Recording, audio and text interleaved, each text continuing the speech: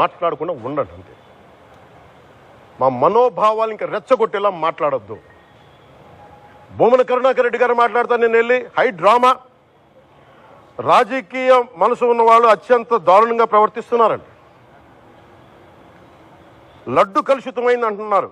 కల్తీ నెయ్యితో తప్పు చేసి ఉంటే సర్వనాశనం అయిపోతాం, రక్తం కక్కుని చచ్చిపోతాం. మీ నాశనం మొదలైంది. రెండోది అది భగవంతుడికి వదిలేస్తున్నాను. వైవి సుబ్బారెడ్డి గారు విచారణకి రావాలంటే రికార్డులు ఆయనకి ఇవ్వాలంట. మీరు ప్రభుత్వంలో రికార్డులు మాకు ఇచ్చారా? మాకు ఏం మాట్లాడుతున్నారు మీరు? మీరు కూడా విచారణకు సిద్ధంగా అండి. అసలు ఈవో ధర్మారెడ్డి గారు ఆ మనిషి గాయబ్. ఈ రోజు దాకా లేడు ఆయన. ఈరోజు దాకా మళ్ళీ కనిపించలా. ధర్మారెడ్డి గారు నేను మిమ్మల్ని చూశాను. ఆ రోజున నేను దర్శనానికి వచ్చినప్పుడు మీరు అందరూ ఎలా ప్రవర్తించారో నాకు తెలుసు. నేను చూశా. తిరుమలని ఇష్టారాజ్యంగా చేశారు. అది వ్యాపార కేంద్రంగా చేశారు. ఆధ్యాత్మిక కేంద్రం నుంచి పర్యాటక కేంద్రంగా చేశారు. అది ఇదే మీరు మక్కాకి వెళ్తే ఇలాగే ప్రవర్తిస్తారా? మీరు ఒకసారి మక్కాను చూసి నేర్చుకోండి. ఇస్లాంని పాటించే ప్రతి ముస్లిం ఎంత పవిత్రంగా పాటిస్తాడో చూడండి. అక్కడ అథారిటీస్ని అడగండి. ఒక చిన్నపాటి మస్జిద్కి వెళ్తే ఎంత పవిత్రంగా చూసుకుంటారో చూడండి. ధర్మారెడ్డి గారు మీరు హిందువులా? మీ ఇష్టానికి మీరు చేసేసుకుంటారా? మీ బిడ్డ చనిపోయాడు. చనిపోయిన కనీసం 11 రోజులు లోపలికి రాకూడదండి. ఈ లోపల వచ్చేస్తారా మీరు? మేము మర్చిపోయాం అనుకుంటున్నారా? ఆగమ శాస్త్రం చెప్పింది మీకు ఇదేనా?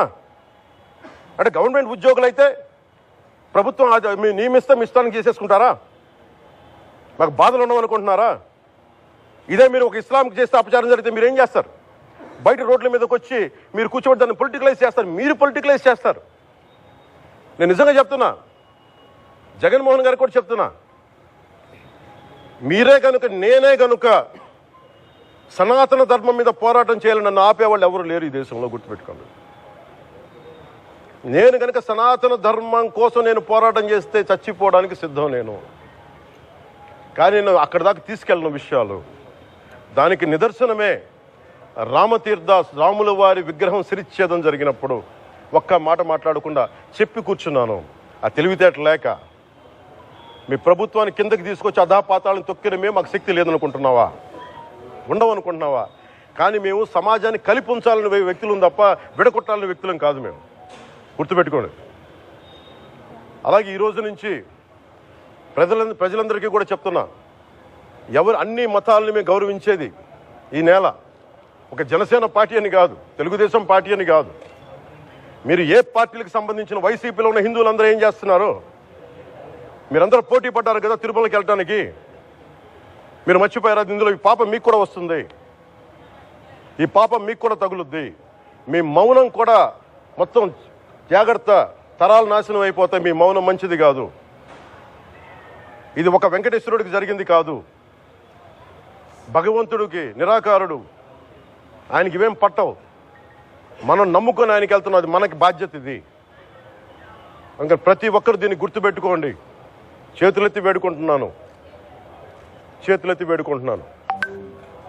సగటు హిందూ మీరు సినిమా టికెట్లకు వెళ్ళిపోతారు. అభిమానులందరూ మీరెవరు హిందువులు లేరా? సినిమా టికెట్ల కోసం చించుకుంటారు. సినిమాని మీరు కూర్చోడానికి మీరు మొత్తం మాట్లాడతారు. అందరిని అడుగుతున్నా. మొత్తం భారతదేశపు యావత్తు ఉన్న సినిమా అభిమానులు అడుగుతున్నా. మీరందరూ హిందువులే కదా? అత్యధికులు హిందువులే కదా? మీకు బాధ్యత లేదా? మీకు మీ సినిమా హీరోలు, నేను కూడా హీరోనే.